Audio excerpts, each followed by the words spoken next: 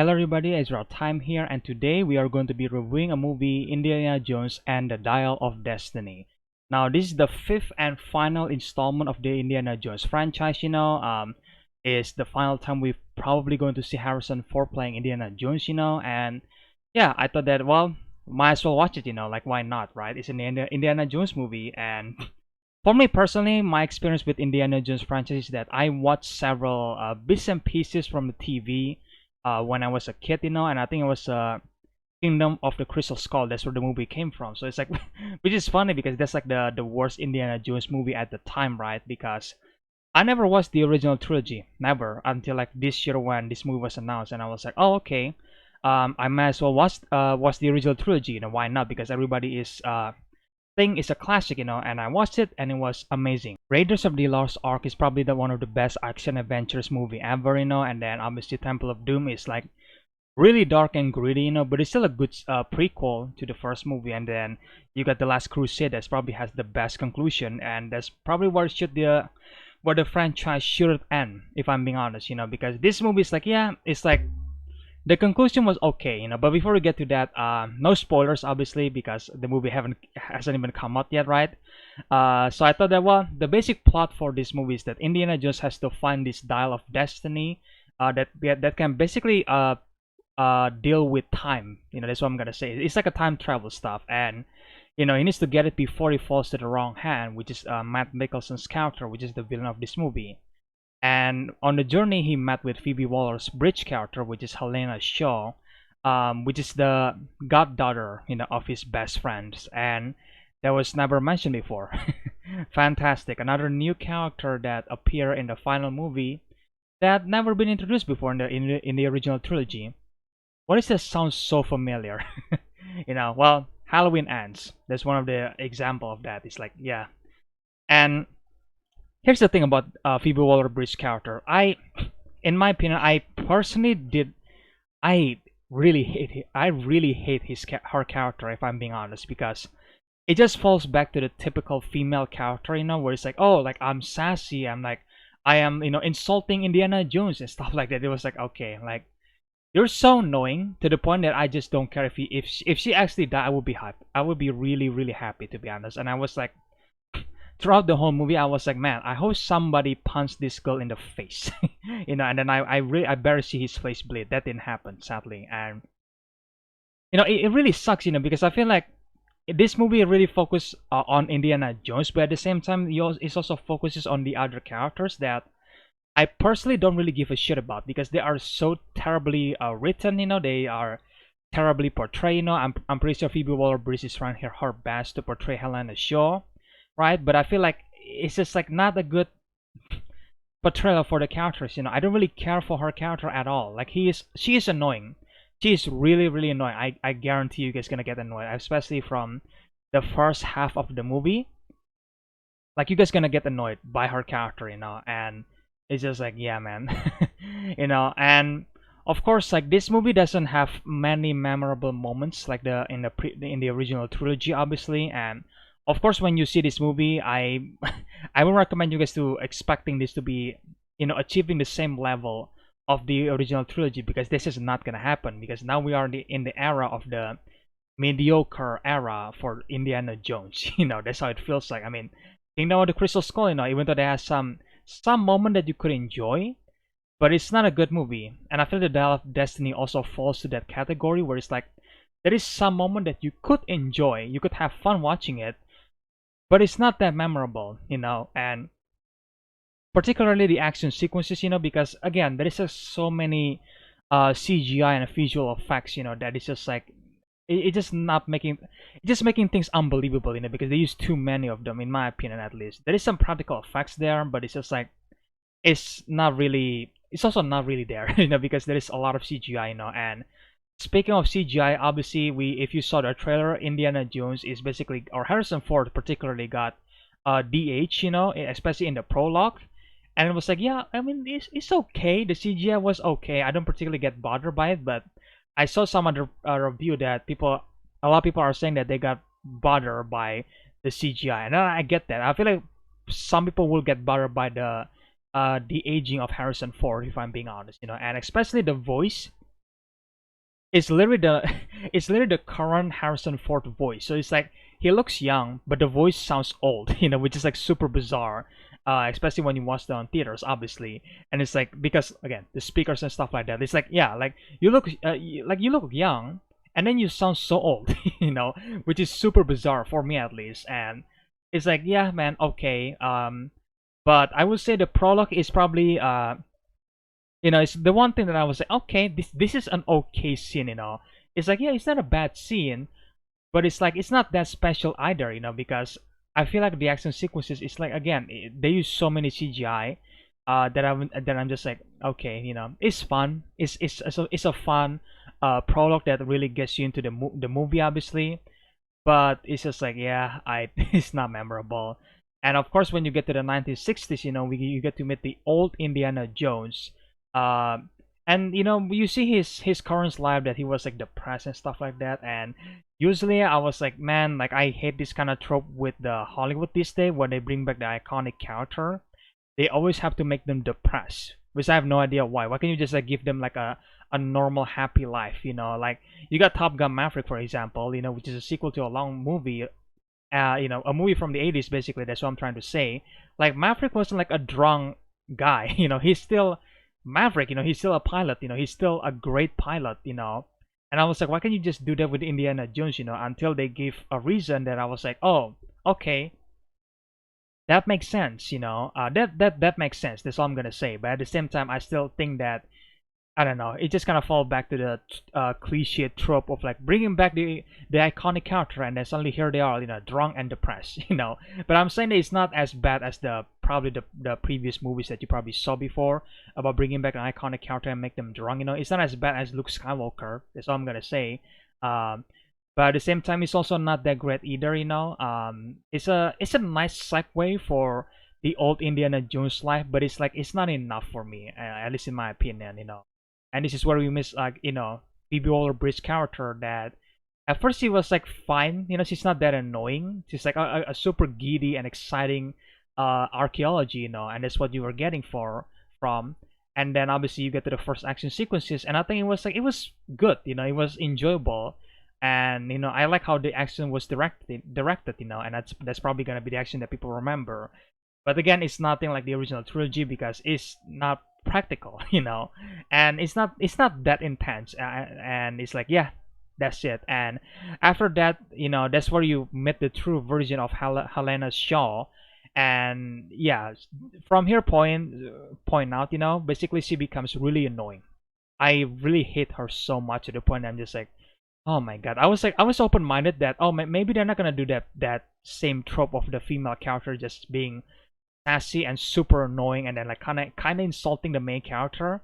And she kind of did that, especially towards the second act. And I was like, god damn it, man, really? When they first introduced her character, I was like, okay, fine, she's a bit exciting, but it was like fine, it was supposed to be maybe a callback to Marion, because Marion is also an exciting character. But it's like yeah, after that is she just pretty much becomes so annoying to the point I'm just like, man, like there is an action sequences happening. You've seen this in the trailer. There's like a car chase happening, and I was like, okay, I'm kind of enjoying this. And then our character is always ruining every single scene in that action sequences, because she always talk a lot, and she always like being sassy, and she kind of insulted Indiana Jones, and I'm just like, what the hell is this, like why why this character exists, like what the hell, man. And also, if you guys remember Short Round from the Temple of Doom, played by Ki Hu Kwan, right? You might know him from again Temple of Doom and The Goonies, and then recently Everything Everywhere All at Once, which is a great actor. He's really funny. Like there is a Short Round type of character in the Dial of Destiny, and yeah, he's pretty much forgettable, because it's like they're trying to recapture the magic from Temple of Doom by introducing another Short Round, but it's just like it doesn't work, man. I'm just like, okay, you kind of just like it's supposed to be a callback, but I'm just like, why? Why? I don't care for these two characters, Helen, and then the Short Round character that I don't even remember his name. I don't care, like I don't care for the two of them. If the two of them die in that chase scene, I will be so much happier, if I'm being honest. And again, I want to reiterate, it's not because she's a woman, she's a female character that I hate her. No, but because the how the character was portrayed and how it was written, it kind of falls back to the like cliche Star Wars like Disney trope, And I mean, this movie is by Disney, so it's not surprising that the female character is annoying, But at the same time, I'm glad they actually give her Helena Shaw actually some character development as the movie's going, but it's still not enough, because at the end of the day, I was like, okay, I kind of get where your character is going and how it was concluding, but at the same time, I still don't love her. I still don't like her as a character. I wish that they would just bring back the old character from the trilogy, like for example, Keihu Kwan, short run from the Temple of Doom, like you could just bring him back in this movie, and then this movie should be about short round asking help to Indiana Jones, like, hey Indy, I need your help to find this item. Like there will be so much more cooler, but they don't do that. And I was like, okay, maybe the reason is because this movie went into production and filming before Everything Everywhere All at Once came out, maybe because that's where the movie really, it's a career comeback for Kiho Kwan.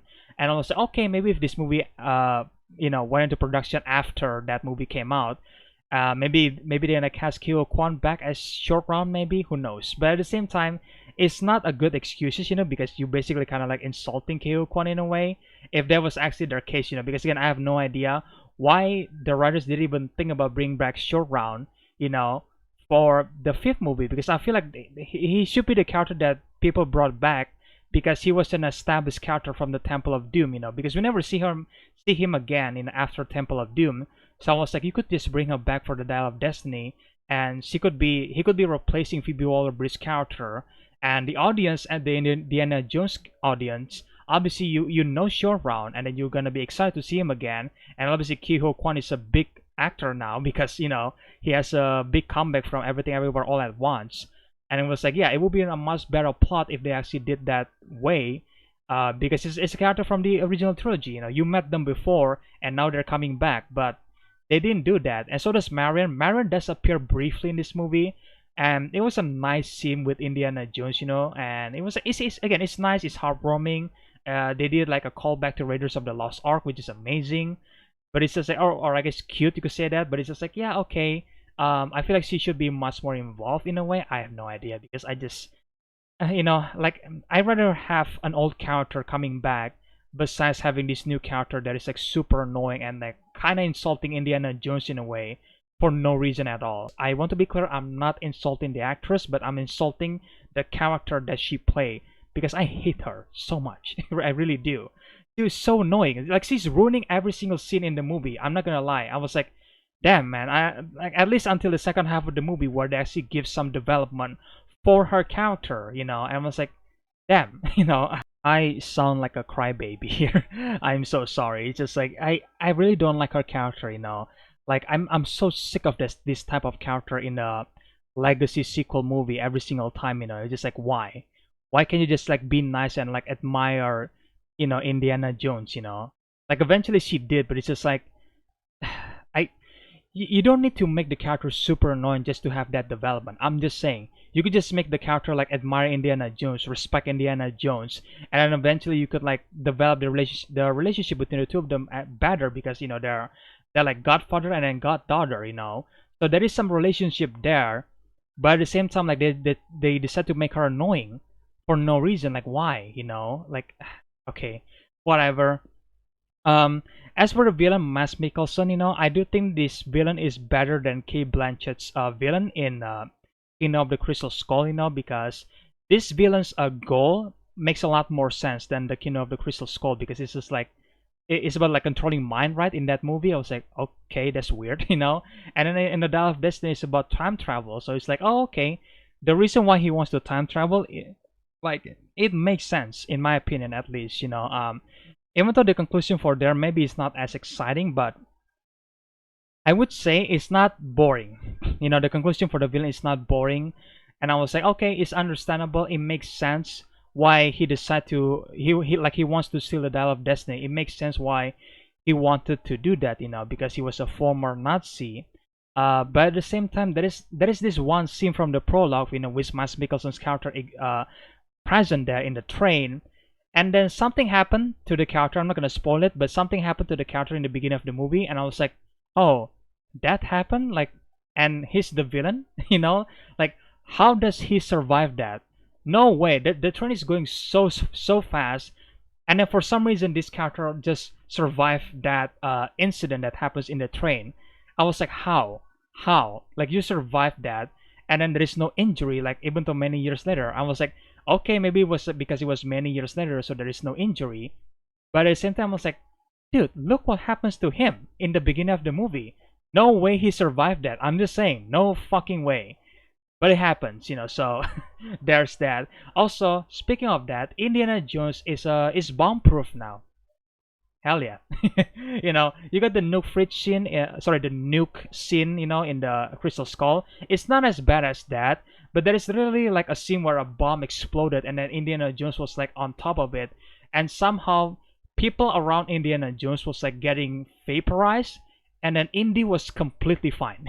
I was like, oh, okay, he's completely fine. He's bomb proof now. Well, I mean, he survived a nuke, right? So I guess that makes sense, But at the same time, it was like a prologue, so it happens before the event of Crystal Skull. But still, I was like, damn, like this guy survived. Holy shit, So yeah, there's definitely some ridiculous scene right there in the movie, and it's like, yeah, I don't know, man. Like I feel like this movie is also mediocre, and I feel like it's like, I'm quoting Chris Stockman here. Basically, Indiana Jones needs to have an exceptional ideas, not just acceptable ideas. And I feel like the Dial of Destiny has acceptable ideas. Some scenes were fun, the action is quite fun sometimes, even though it was ruined by, again, a character, Um, but yeah, it's just acceptable. It's not like exceptional that you're gonna remember the scene, like Raiders of the Lost Ark has the truck chase scene that you remember,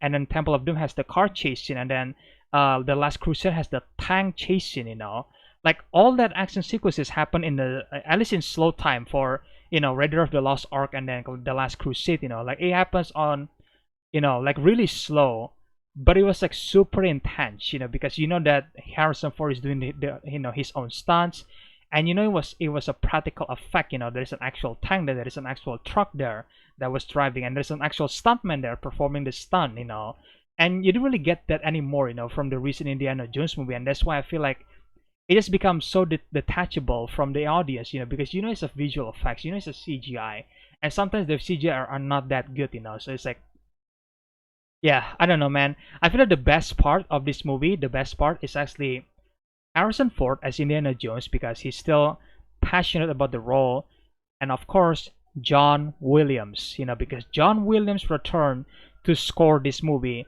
and I think we can consider ourselves lucky that we got Harrison Ford, and then also John Williams coming back for scoring the fifth movie, and that's why the score for the movie is the best one. Like hearing that iconic Indiana Jones theme again on theaters for the first time, it does kind of bring tears in my eyes, because I just love the Indiana Jones theme so much, and being able to hear that on the big screen is amazing, and also besides that, there is some other musical as well that I'm pretty sure people are going to appreciate, despite whatever the scene is happening. But the musical score really supporting the ongoing scene, because again, it's John Williams, like he never fails, it's John Williams. Come on, so yeah, that's the two part about this movie that I probably like: Harrison Ford and John Williams, and some of the action sequences is quite fun, but yeah, that's it, it's gonna be forgettable. And James Mangold, the director, I feel like he's not doing, I don't know, he's doing an okay job, which is, I have no idea what happened, because he did Logan, which is such an amazing movie, and then for some reason this movie he was, he does an okay job for directing this movie. And I don't know if it is, if the Lucasfilm, the studio, is actually has some, like interfering James Mangold vision, which I imagine is probably what's gonna happen. um but yeah, I have no idea. I feel like James Mangold does his best, but it was okay. Like it's not bad, but it was okay. And I will say this movie looks better than the Crystal Skull, because the Crystal Skull, I have no idea what happened there. But man, the Crystal Skull movie looks so bad. It looks like digital for the entire movie. And at least in this movie, it looks better than Crystal Skull. So at least there's that. I mean, it's nothing like, Douglas Slocum, cinematography, because I don't think you're gonna able to replicate that, But at the same time, it's not a bad looking movie. That's what I'm trying to say. So it's like there's that. Um, but yeah, I'm glad this is the final one, if I'm being honest. And honestly, I feel like The Last Crusade was actually the true end for the Indiana Jones franchise, and it just becomes this franchise that they should just stop, because I feel like when you actually have really competent team members, then the team should have known that when it's time to stop, because you can't just like keep going making movies, because usually it's gonna be bad for you because you have no idea when the magic is gonna be gone. And I feel like Indiana Jones, the magic is already gone after The Last Crusade, like since the Crystal Skull, which we all know is not a good movie, and then now you get the Dial of Destiny, and I feel like it's gonna be a comparison between the two movies. If I'm being honest, I feel like both movies are mediocre, like really mediocre. And I was like, man, this is an Indiana Jones movie, but for some reason it feels like a typical summer blockbuster movie. So I'm just like, man, come on. um, but either way, that's my review for the Indiana Jones and the Dial of Destiny, guys. I'm sorry this review is long, and I'm sorry that if I criticize the Phoebe Waller-Bridge character so much, but I'd rather be honest with my feelings. I don't like her character. I don't. And so does the short round type of character. They should just bring back Keiko Kwan, from Temple of Doom. I have no idea why they didn't do that. Just bring him back and then make this movie about him and Indiana Jones. Because now Indiana Jones is old, so now short round got the chance to protect Indiana Jones. I feel like that's a much better movie. It is a much better I guess you could say emotional journey for the two of them, because in Temple of Doom, Indiana Jones is protecting Short Round, and then now you could like flip that back, because now Indy is old, so bring back Short Round from Temple of Doom, and now it's Short Round turn to protect Indiana Jones. Like you could have done that, but for some reason they didn't do that, and instead they bring back a Short Round type of character that nobody cares about. I didn't care about at least, So yeah, I mean, again, that's my review. It's a mediocre movie. I think I think it might be better than Crystal Skull, but I have no idea. It doesn't matter. It really doesn't matter because Crystal Skull is not a good movie, so it doesn't matter. I'm not like, if this movie was like, oh, it's better than the original trilogy, then yeah, that matter. But it doesn't. It wasn't. It's mediocre. So yeah, either way, guys, that's my review. I guess let me know in the comment section below what do you guys think about Indiana Jones and the Dial of Destiny, if you already seen it. And I guess if you haven't seen it, then well, I guess see it for yourself. Be open-minded. And of course, form your own opinion. Because I'm pretty sure some people will be disagreeing with me, and that's fine. And yeah, just let me know in the comment section below, guys. And if you guys enjoyed this review, then leave a like, comment, subscribe, share the videos, the usual stuff. And yes, stay tuned for more videos in the future. I think it's gonna be my reaction and breakdown for the Five Nights at Freddy's movie trailer, because the trailer was released like today. So yeah, stay tuned for that, guys. And again, I really hope you guys enjoy this review, and I will see you guys in the next one then. Bye.